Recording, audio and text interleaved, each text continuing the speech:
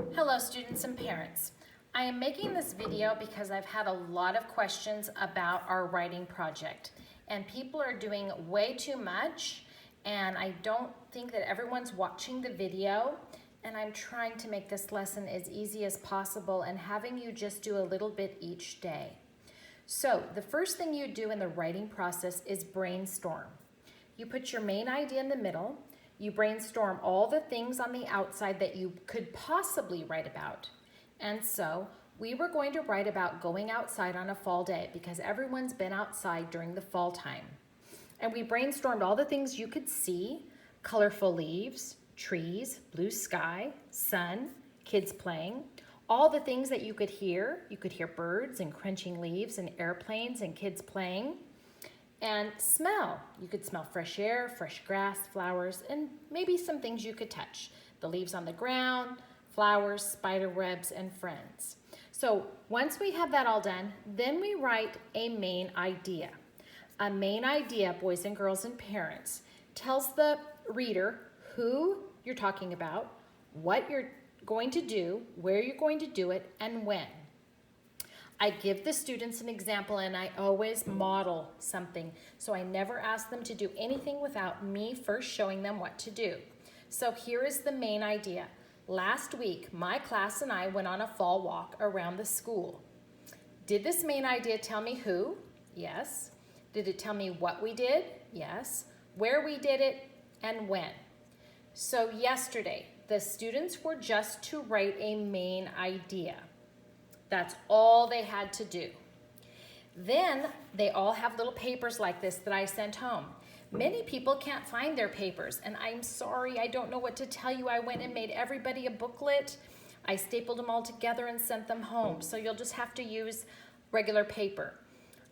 Because I'm quarantined at home, I don't have mine. I left it on my desk, so I just wrote mine on paper. Again, I wrote my main idea on the first page. Last week, my class and I went on a fall walk around the school. That's what we did yesterday. One sentence, telling the who, the what, the where, and the when. The students were asked to read it out loud on a video because I'm trying to teach them that when you read out loud, you hear if it makes sense. So they were to send me a picture of this one sentence and they were to read it out loud. So right here is what I have an outline for you of what we're going to do here for writing. So on day one, which was yesterday, we wrote the main idea. Today was day two. We're writing one detail. So what we did today was we picked one thing out of what we saw, just one. And we wrote one sentence, not 5 sentences, not 10 sentences, one sentence. Okay, and if you notice, and I told the boys and girls, in our main idea, we never give details. We don't say that we found squirrels, and we don't say that we saw colorful leaves. We just do the who, what, when, and where. Okay, so today's assignment was to pick one of these things and to write a detailed sentence. So here was my work from yesterday, and here's what I did today. I picked leaves, colorful leaves. Here's what I wrote. We saw huge leaves with many colorful leaves. Okay, that's all I had to do was write one detail of something I saw on our walk. And then the students were asked to read that out loud to themselves and then send me a video reading yesterday's work and today's work because I want them to hear it going together. So the video should have been, last week my class and I went on a fall walk around the school. We saw huge trees with many colorful leaves, and that was today's assignment. And now tomorrow, they will write one more detail, and they can choose to do something that they hear, something that they smell, something that they touch. Only one more sentence. You see, parents and boys and girls, I'm only asking them to do little bits at a time because they would be overwhelmed if I asked them to write a 5-sentence paragraph on the fall. I mean, they wouldn't even know where to begin. Okay, so tomorrow I chose to write about kids playing on the playground. Here's my one detail for tomorrow. There were lots of children playing on the playground having a good time. Students write one sentence. They read it out loud to make sure it makes sense. Is there a capital? Is there a period? Okay, I don't expect it to be perfect.